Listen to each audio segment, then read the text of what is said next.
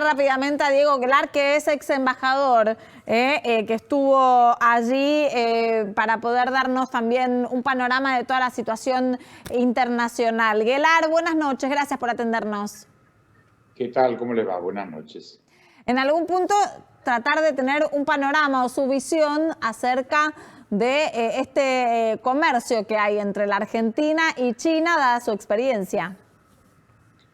Sí, ustedes están marcando muy bien la existencia de un déficit importante, pero yo les completaría su informe planteándole que el gran desafío es que nosotros lo que tenemos que hacer es venderle más a China. O sea, nuestro problema no es lo que compramos de China. Claro. El problema que tenemos es que no vendemos lo suficiente. ¿Podemos vender más a China? Sí, podemos vender más. El ejemplo de la carne es muy claro. Cuando yo llegué 4 años atrás había 7, 8 frigoríficos que exportaban y éramos el 9º proveedor de carnes. Ahora hay 95 frigoríficos trabajando con China. Somos el primer proveedor de carne bovina y esto marca un enorme crecimiento. Pero les voy a dar un ejemplo que es muy importante para tomarlo en cuenta. En el 2010, Chile exportó los primeros $450.000 de cerezas. Producto exótico, no tenía mercado, fue una aventura de un grupo de exportadores chilenos, $450.000. En el 2019 cerraron con $1.100 millones. De $450.000 a $1.100 millones.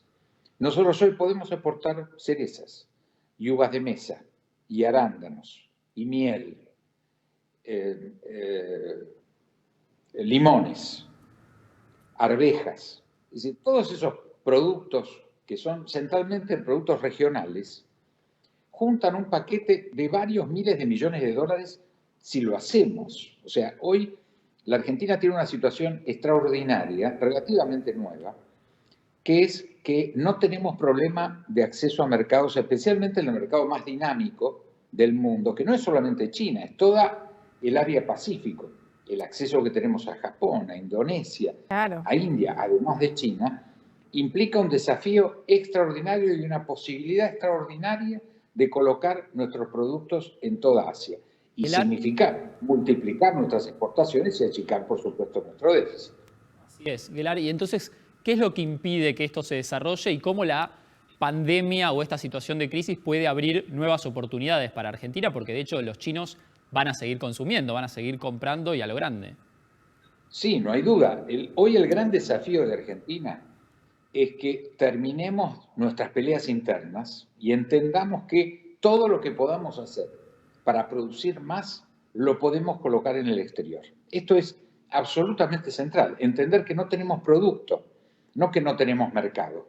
Ahora, un país como la Argentina, con las posibilidades de desarrollo no solo de lo agropecuario, minería, que la tenemos muy poco desarrollada en relación a nuestras posibilidades, por supuesto petróleo y gas.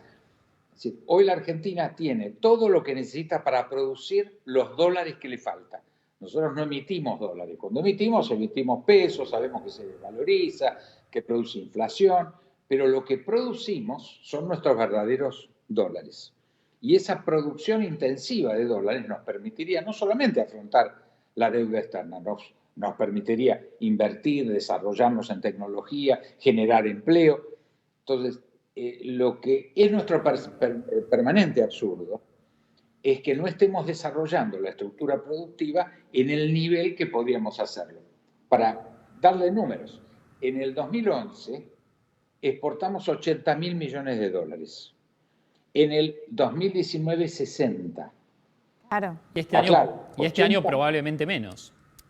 Bueno, pero entonces, ¿cuál es el problema de la estructura productiva argentina? Nuestro gran desafío es producir más.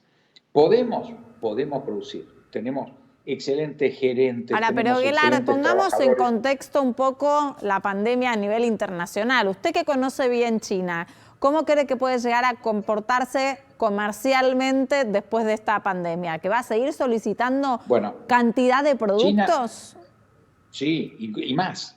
China ha sufrido enormemente lo que podríamos llamar el primer cuatrimestre. O sea, de enero a abril tiene un gran parate, sin lugar a duda, pero ya en mayo no hay ninguna duda que va a estar normalizado y va a estar en marcha a pleno la economía china. Esto nos va a venir muy bien a toda Occidente, no solamente a la Argentina, porque el gran impacto en América y en Europa es el segundo cuatrimestre, es el momento de la enorme crisis, lo que hoy está viviendo Europa, lo que está viviendo Estados Unidos y lo que está viviendo toda América. Entonces, va a ser muy bueno que cuando nosotros salgamos, esperemos que sea julio, que tengamos el aparato en marcha y hayamos salido de la pandemia, vamos a tener una locomotora muy importante que es China, porque China es una locomotora muy importante del comercio mundial, es el principal socio de 130 países del mundo, lo va a seguir siendo. Ustedes seguramente han escuchado mucho esto que cómo va a ser el mundo después de la pandemia, vamos a ser mejores, peores.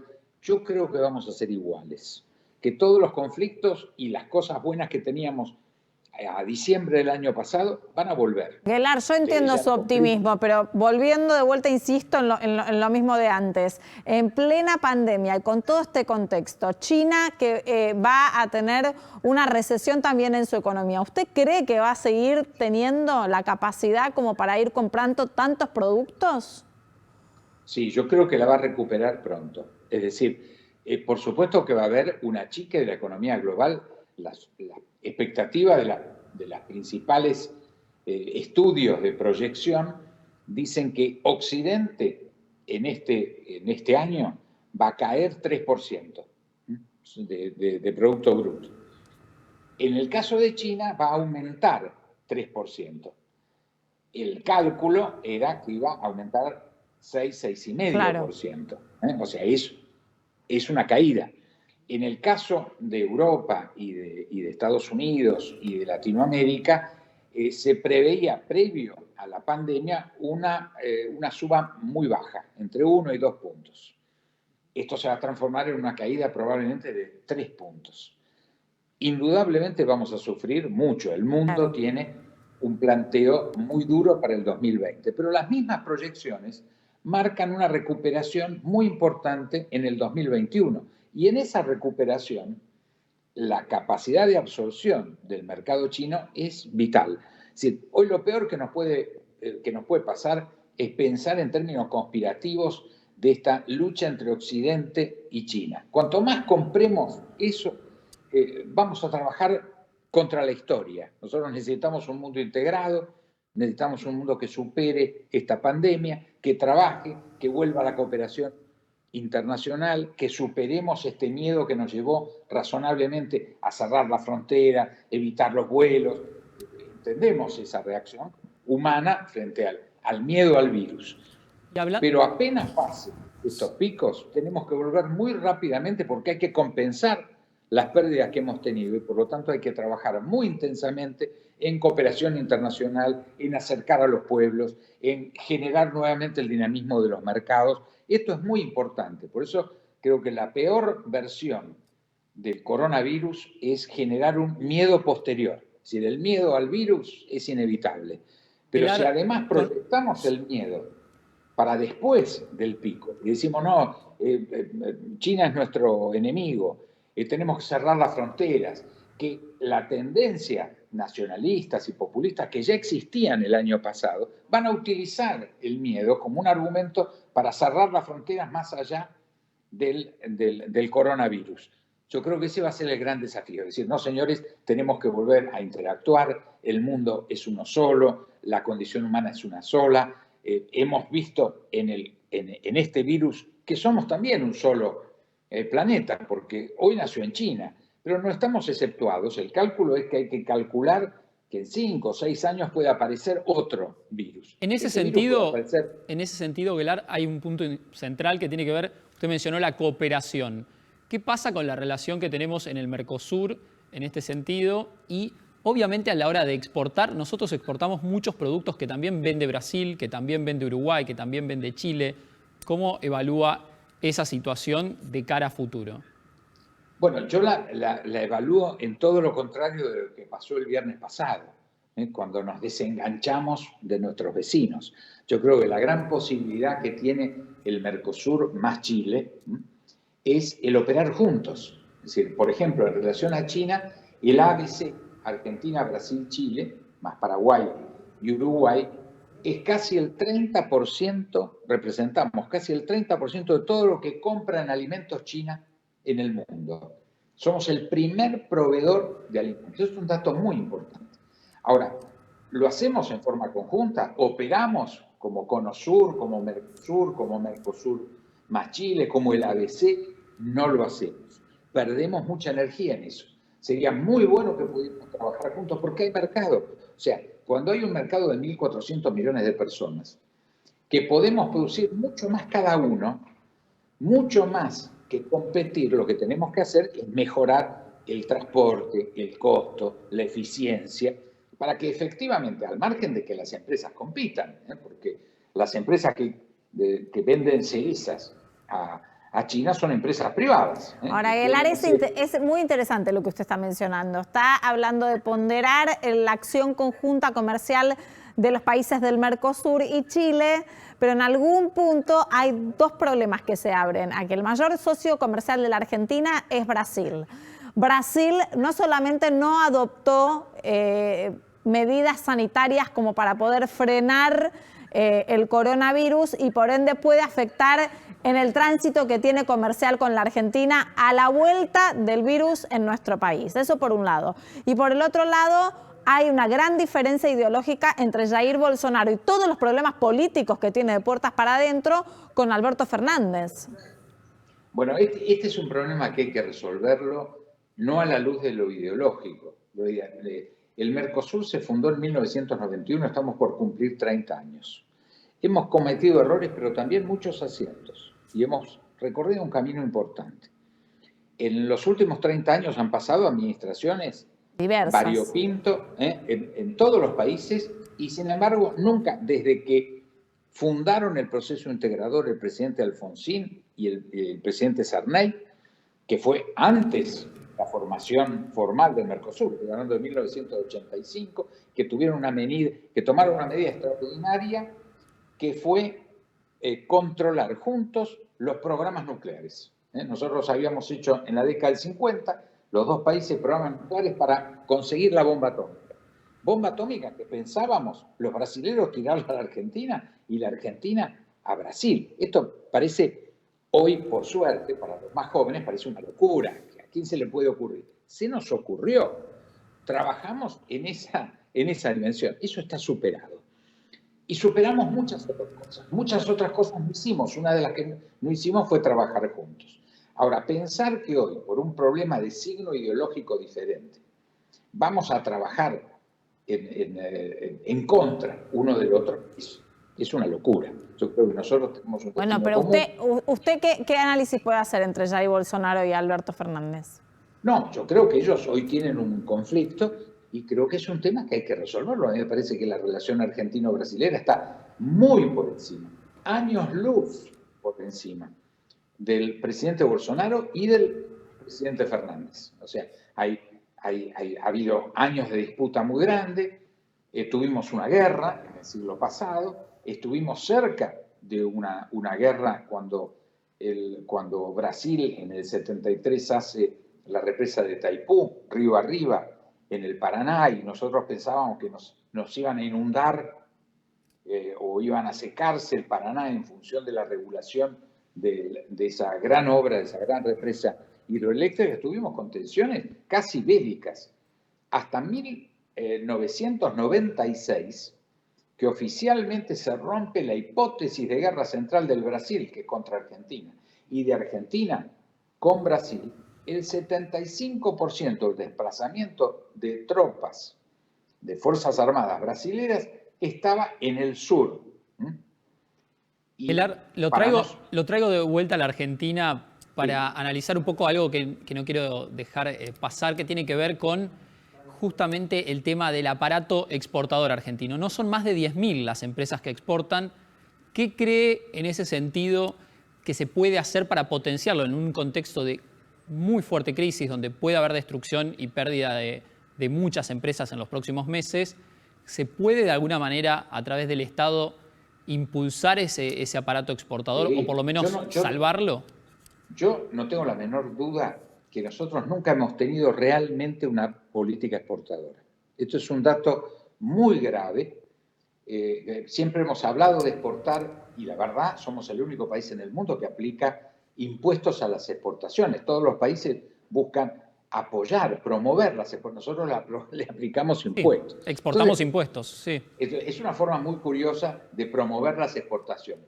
Es una mentira. La Argentina no tiene política exportadora. Esta es una realidad cruel, pero estamos suficientemente mal como para no inventar cuestiones que no existen.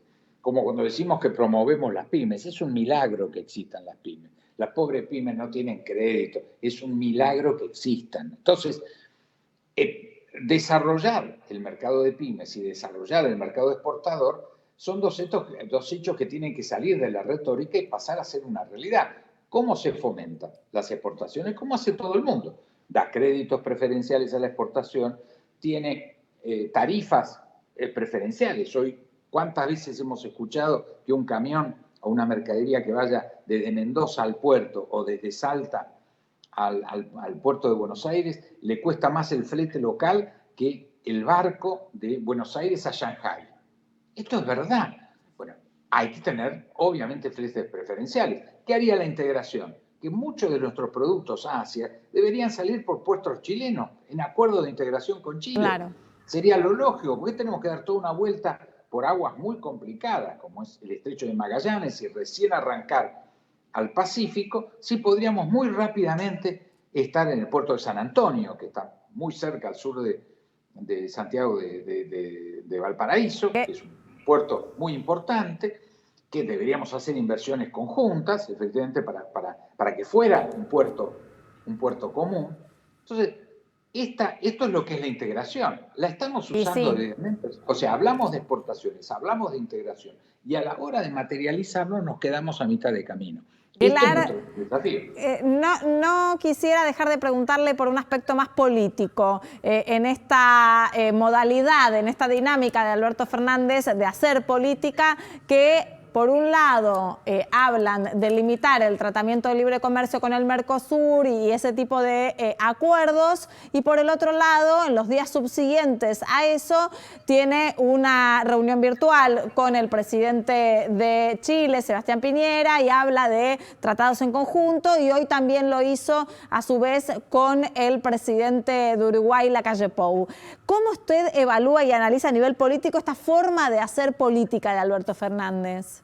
No, yo esto no lo entiendo. O sea, yo no entiendo que hayamos en forma abrupta, sin consulta ni siquiera a la Argentina, al Congreso, porque la negativa a participar de negociaciones externas del Mercosur es violar tratados. Está en la esencia de los tratados haber acordado que las políticas comunes tienen rango constitucional, o sea, una decisión de abandonar la política externa del Mercosur debería ser aprobada por el Congreso con mayoría especial del 66% de diputados y senadores. No, este señor Neme, al que no conozco, en una charla virtual, como la que estamos teniendo nosotros, ¡pum!, tiró este regalito, este caramelo de madera, de decirle a nuestros socios, no, nosotros no intervenimos más en negociaciones de libre comercio. Sin explicación, en un mundo donde todo el mundo negocia acuerdos de libre comercio. O sea, es rarísimo. A mí me gustaría que el ministro Guzmán, que acaba de hacer una propuesta muy importante de deuda externa, de reorganización. De reestructuración. Externa, donde toda la oposición lo ha apoyado, tiene un apoyo muy grande desde la Argentina. Ahora, ¿cómo va a explicar él que va a producir dólares, porque finalmente para pagar la deuda hay que producir dólares, claro, él no la puede pagar en pesos argentinos? Si nosotros no vamos a hacer acuerdos de libre comercio e incrementar nuestro para que ingresen los dólares, comercio, claro. ¿Cómo van a ingresar los dólares? Yo creo que esta decisión de la Cancillería prácticamente le arruina la propuesta buena, que todos estamos muy interesados, claro, en que salga, y que yo personalmente creo que es una buena propuesta. Ahora, yo estoy de acuerdo, que soy miembro de la oposición, y resulta ser que la Cancillería, un ministro de su propio gobierno le tiró un torpedo bajo la línea de flotación, porque nosotros no producimos dólares si no es por ventas externas. Entonces nosotros necesitaríamos fomentar más acuerdos de libre comercio. Lo que hablábamos recién con Facundo, de incrementar el aparato exportador de la Argentina. Es clave, es pero clave. Esto lo han entendido todos los países, pero el único país que tiene un problema de crisis de dólares, de México hasta Argentina, somos nosotros. Bolivia y Paraguay se financian, no tienen default, no necesitan el Fondo Monetario Internacional, se financian a tasas muy competitivas en el mundo, no tienen problema de reserva de dólares, es decir, tienen, como todos los países, tenemos problemas. Bueno, esperemos ver cómo sigue, ¿no?, la economía argentina interna y también... Bueno, yo estoy muy esperanzado que este dolor del coronavirus, y que esperemos que podamos salir lo mejor posible y con el menor dolor posible, pero nos sirva para aprender la necesidad de la unidad nacional. Claro. Que nosotros necesitamos juntar fuerzas hacia adentro y hacia afuera para superar los graves problemas que tenemos. Y yo estoy convencido que si los argentinos nos unimos, vamos a resolver los problemas. Gracias, Guelar. Buenas noches. Gracias a ustedes. Buenas noches.